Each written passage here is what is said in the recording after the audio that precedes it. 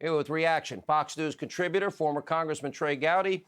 Mr. Gowdy, I actually am very impressed. I've always known you were a prosecutor that never lost a case. And as I read parts of these 6,000 pages, I'm a little tired, I need sleep, and I'm even cranky tonight. But I see that you grilled Andrew McCabe. At what point did the Bureau ask Steele, why did you do this research? Who were you doing it for? Is anyone paying you to do it? When did those questions came up? Well, his answer, Trey Gowdy, am I reading this correctly? The answer to your question is, I don't know the answer to that. Is that possible at this point? Did that really happen? Yeah, it happened. We spent a long time with Andy McCabe. The dossier, not only was it not verified, they had not even begun to verify it when we talked to Andy McCabe. It was after it was used. Now, granted, they used it in a court proceeding, in a pleading, but they had not even taken the first step towards trying to verify that when we interviewed Andy McCabe. You know, Sean, and listening to your monologue, it wasn't just that we asked Susan Rice and Samantha Power and Ben Rhodes and Sally Yates. We didn't just say, give us all the evidence of collusion, coordination, and conspiracy. I ask every one of them, even if it's hearsay, even if it's something you heard that you didn't believe, even if it's inadmissible in court, tell me everything you've ever heard about Trump, his campaign, or even the groupies and the hangers-on in his campaign conspiring with Russia. There was nothing. So my expectations of Adam Schiff are very low.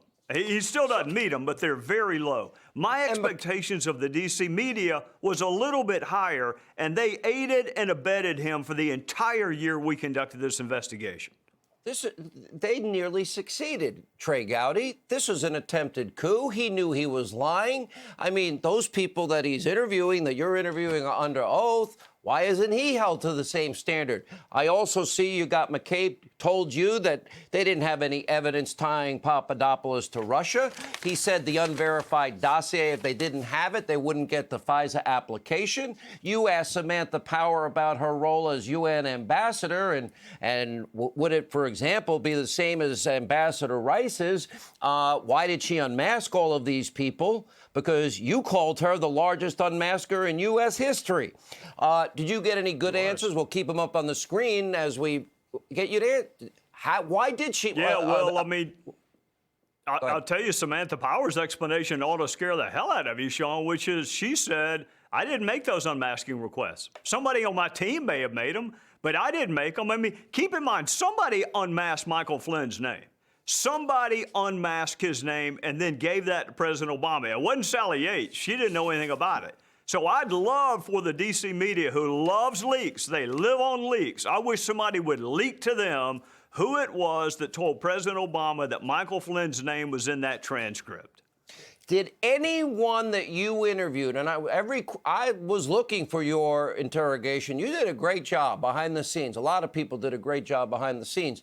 At any point, did anybody, in any way, shape, manner, or form, ever confirm anything in the dirty dossier that Hillary paid for that Christopher Steele's subsource in February 2017 said was wrong, but still was used in a scope memo by Rod Rosenstein in August of 2017, like 8 months later, and still used as a basis for the FISA warrants, the 2 remaining renewal warrants? Did anyone ever give you any justification to believe there was any truth in that dirty dossier that Hillary paid for, sir?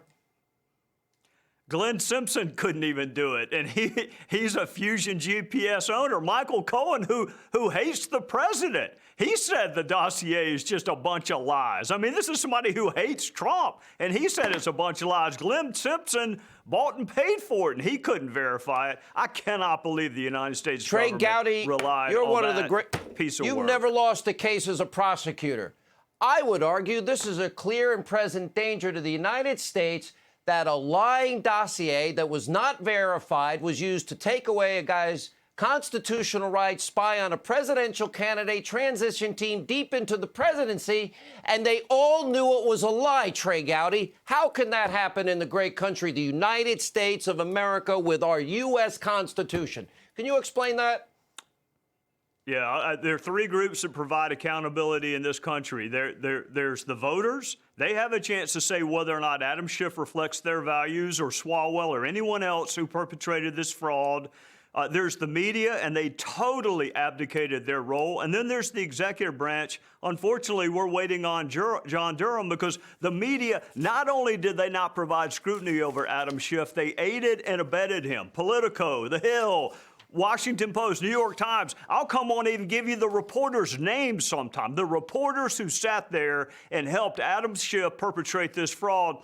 Next time I'm with you, I'll give you the names of the reporters. But we know he knew the truth. Can he be held accountable legally in any way that you can think of? You're a great attorney. No, he's got immunity. I mean, he's sitting there acting as a congressman. Does. But the only accountability shouldn't come from court. Let the voters throw him out. They could do better in California. All right. Did a great job behind the scenes, as did Devin Nunes. And I can't even name everybody. Trey Gowdy, thank you.